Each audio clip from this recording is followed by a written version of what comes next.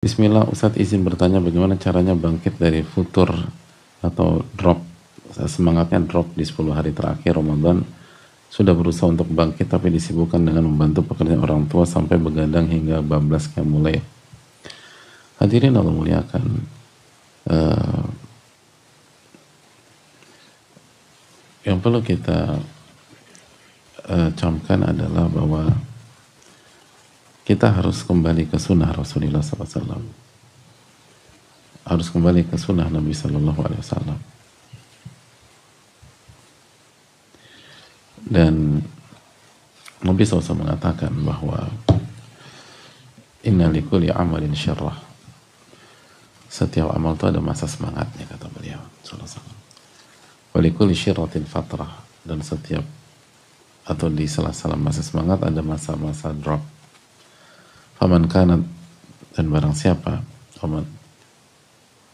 faman kanat fatratu ila sunnati faqad ihtada, barang siapa yang ketika down atau drop tetap berada di sunnahku atau menuju sunnahku, maka dia akan mendapatkan hidayah dan petunjuk.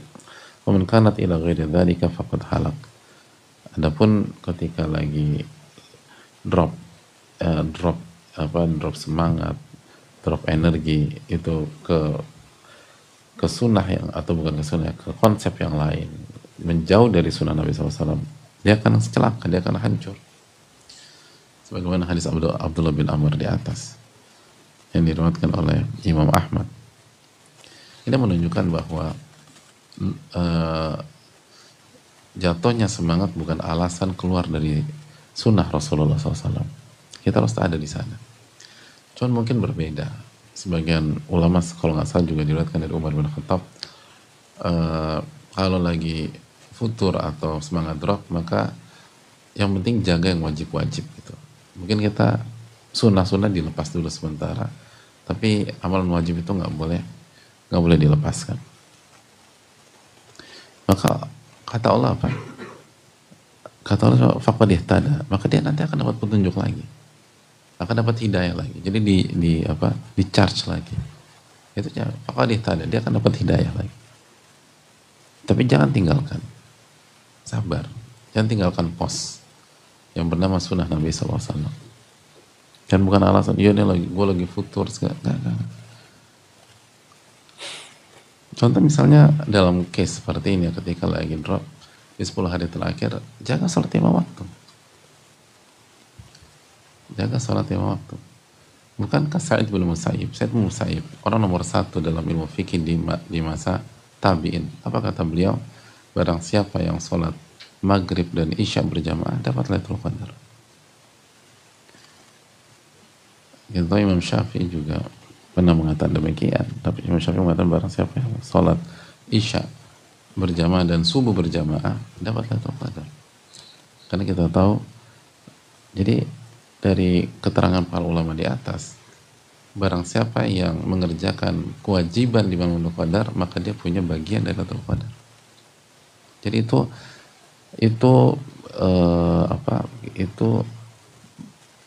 batas aman dulu gitu. Jadi batas aman di malam-malam ini adalah jaga yang wajib gitu. Jaga yang wajib. Itu pesan.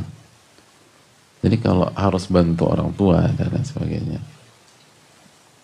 ambil sholat wajib dulu. Pokoknya maghrib, isya, subuh jangan pernah lewat. Dan usahakan berjamaah bagi laki-laki. Usahakan berjamaah bagi laki-laki. Maka nama-nama besar mengatakan, maka dia sudah berada di Lailatul Qadar. Tentu saja berbeda-beda gitu. Gak mungkin sama orang yang hanya salat wajib dengan orang yang salat wajib dan qiyam, bagiannya gak mungkin sama. Tapi gak mungkin sama jika orang itu meninggalkan yang sunnah tanpa udzur. Tapi kalau orang meninggalkan hal yang sunnah karena ada udzur syar'i, dan diantara misalnya membantu orang tua, maka insya Allah dicatat di sisi Allah Subhanahu Wa Taala, dia pun qiyam di malam tersebut. Kalau dia jujur sama Allah Subhanahu Wa Taala, karena kaidah fikih mengatakan barang siapa yang bertekad dan berniat untuk mengerjakan ibadah dan dia akhirnya gagal mengerjakan ibadah tersebut karena alasan syar'i, maka dia tetap dapat pahala ibadah tersebut. Bukan pahala niat, pahala ibadah.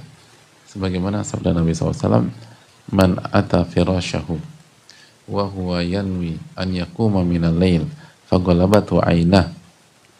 Barang siapa yang pada waktu malam menuju kasurnya dengan niat akan bangun di tengah malam untuk qiyamul lail, tapi yang terjadi apa? Faghalabatu ainah, dia ketiduran. Apa kata Nabi SAW? Kutiba lahu ma nawa. Dia mendapatkan pahala apa yang dia niatkan. Jadi dia mendapatkan pahala amalan yang direncanakan tersebut. Kok, tapi kan dia tidur. Terus tidurnya gimana? Kata Nabi SAW, wa kana naumu sadaqatan alaihi min rabbih. Dan tidurnya itu sedekah dari Allah untuk dia. Tetap dapat. Gitu. Asal niatnya qiyamul lail, bukan niatnya kesiangan. Kalau niat kesiangan nggak dapat. Kan kutiba lahu ma nawa. Dia mendapatkan pahala apa yang dia niatkan. Kalau gitu enak dong, kalau gue kesiangan aja, ya udah dapat pahala kesiangan. Dan kesiangan gak ada pahalanya, gimana pahala kesiangan? Jadi sekali lagi itu poin yang kedua, ingat bahwa memang spesial, yang paling spesial dan yang paling tepat itu adalah qiyam di malam-malam ini.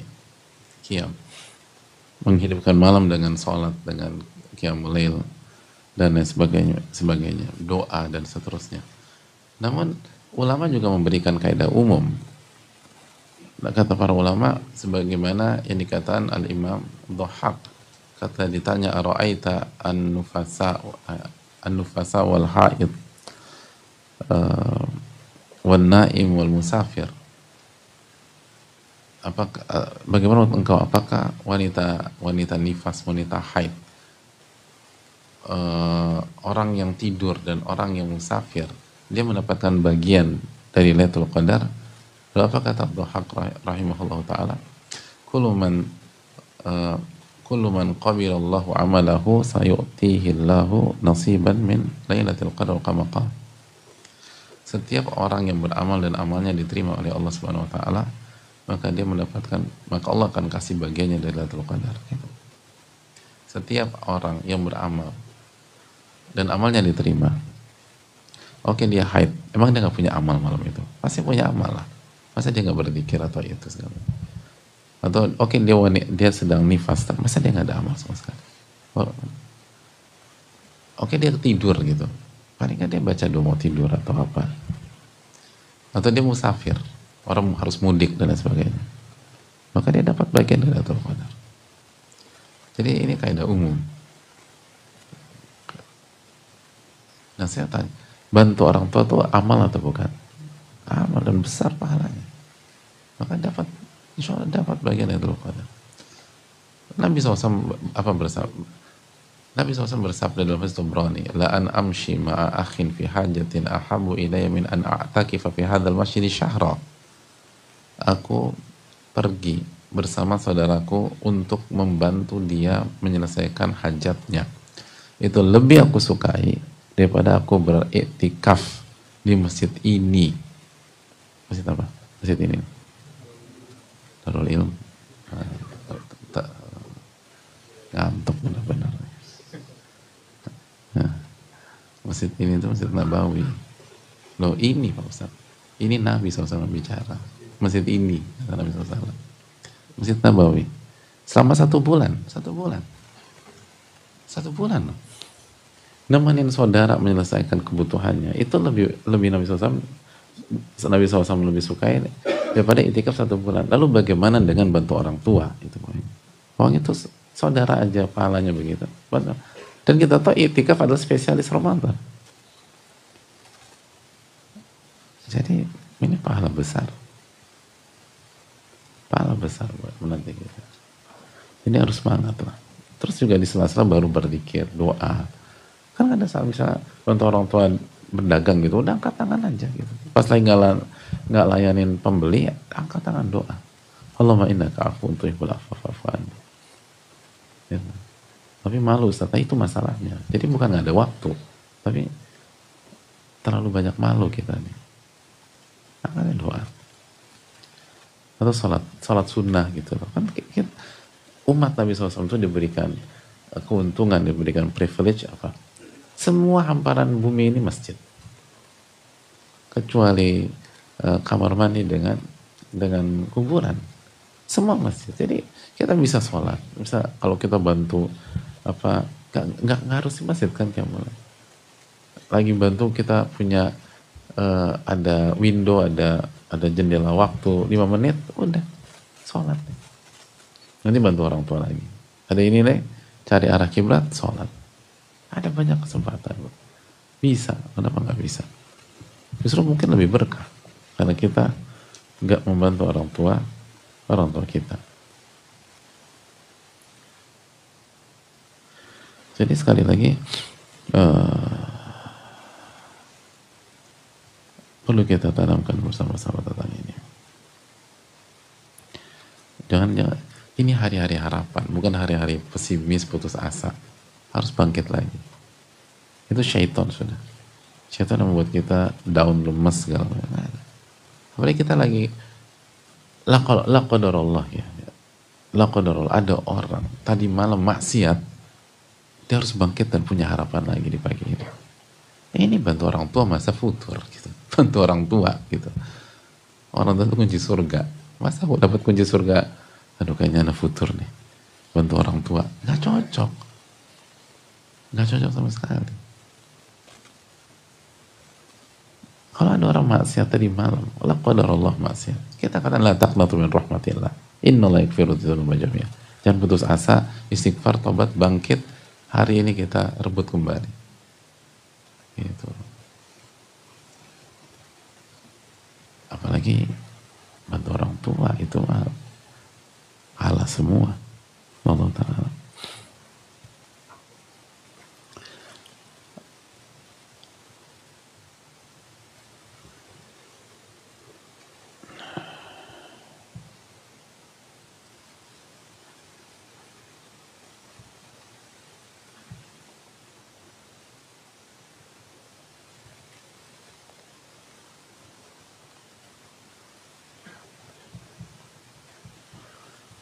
Assalamualaikum warahmatullahi wabarakatuh. Izin kirim pertanyaan. Assalamualaikum Ustaz, semoga Ustaz dan tim serta keluarga senantiasa diberikan kesehatan kepada Allah. Amin. Alamin. Saya ingin bertanya bagaimana cara kita untuk ikhlas dan menerima takdir. Saya seringkali overthinking sampai ketakutan ketika memikirkan masa depan. Jadi yang paling buruk dulu yang difikirkan sehingga suudzon kepada Allah. Saya ingin menghilangkan tapi sulit sekali. Mohon nasihatnya Ustaz. Barakallahu fikum. Yang fikum barakallah, yang perlu kita camkan jamaah sekalian memuliakan, bahwa semua yang berlebihan tuh nggak bagus. Mikir tuh kalau berlebihan tuh nggak bagus. Hadirin. Sholat itu berlebihan nggak bagus. Ada orang sholat subuh saking semangatnya 3 rakaat, nggak bagus ya. Semua yang berlebihan tuh nggak bagus. Jadi berpikir itu penting, seperlunya aja. Kita overthinking itu masalahnya karena ya kebanyakan mikir, kurang zikir. Nah itu. Nah dirobah deh. Mikirnya dikurangin, zikirnya dibanyakin. Itu insya Allah berhasil. Dan ingatlah, kekhawatiran dan memikir yang terburuk terus gitu-gitu itu permainan syaitan. Itu kan Allah firman dalam surat Al-Baqarah 268. Asy-syaitanu ya'idukumul faqra wa ya'murukum bil fahsya. Syaitan itu akan menjanjikan kemiskinan, kefakiran. Pokoknya syaitan itu menghantui kita yang jelek-jelek udah miskin atau miskin, fakir, nggak dapat inilah, itulah segala macam. Karena nanti dia nggak berhenti sampai di sini. Berikutnya apa yang dia lakukan? Wa ya'murukum bil fahsya. Dan dia mengajak pada perbuatan keji.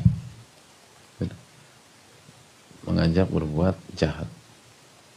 Kalau masalah uang jadi kikir, pelit. Kalau konteks yang lain ya. Makanya kalau setelah overthinking dan jelek-jelek, biasanya beberapa langkah ke depan mau bunuh diri gitu. Jadi nggak berhenti sampai di situ. Terus di area yang buruk-buruk udah sama syaitan. Lo jangan percaya deh. Adapun Allah Subhanahu wa taala, wallahu ya'idukum maghfiratan minhu wa fadla. Adapun Allah menjanjikan ampunan dan karunia. Wallahu wasi'un alim. Allah Maha luas. Jadi perbanyaklah mengingat Allah Subhanahu wa taala. Perbanyak. Dan yang kedua, coba ambil pengalaman. Orang yang overthinking itu kalau Allah kasih taufik, lalu dia nengok ke belakang saja, sedikit aja deh.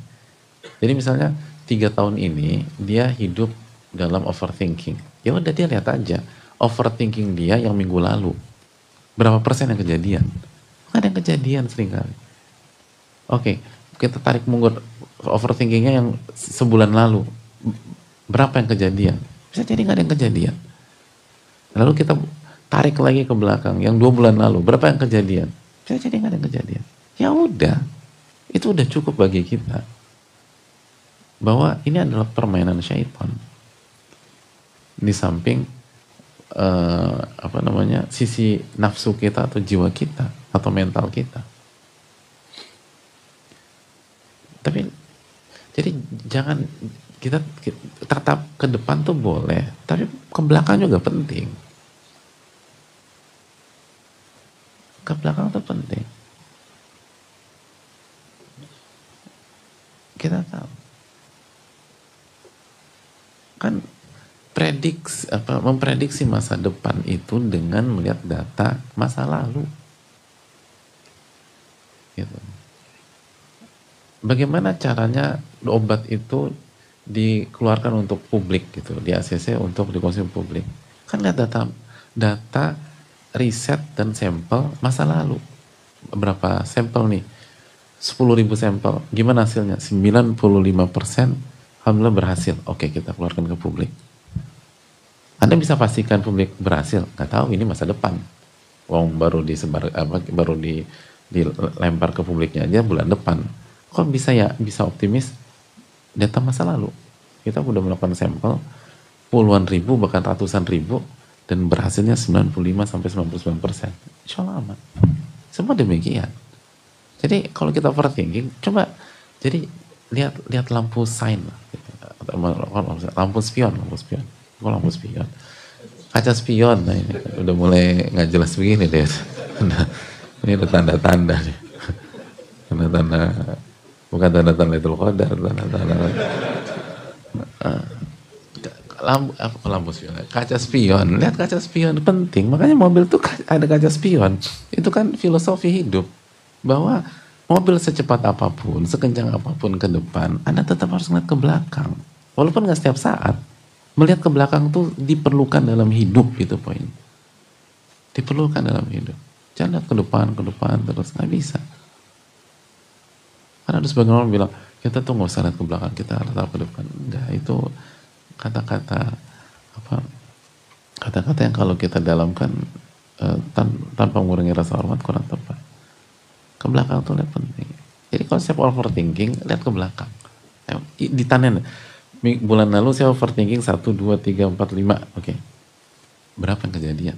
Gak ada kejadian. Secara umum gak ada. Allah. Kalau kejadian 1, 2 gitu. Dan wajar, biasa aja. Kalau Allah Ta'ala misal. Banyak doa sama Allah Subhanahu wa taala. Banyak doa.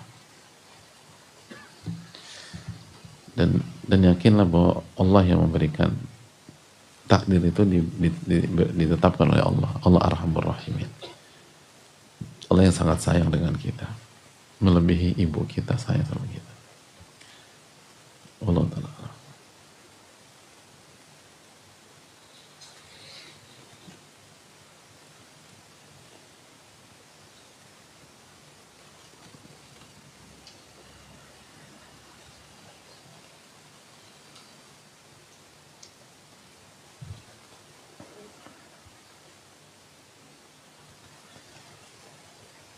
Saya rasa cukup sampai di sini karena faktor lampu spion tadi. Terima kasih banyak, semoga Allah memberikan taufik kepada kita. Jazakallahu khairan. Dan insyaallah kita lanjutkan besok biidznillah taala. Istirahat sejenak, tapi jangan sampai kita lepaskan hari-hari ini. Cuma 10 hari kok, jamaah. Habis itu semua selesai.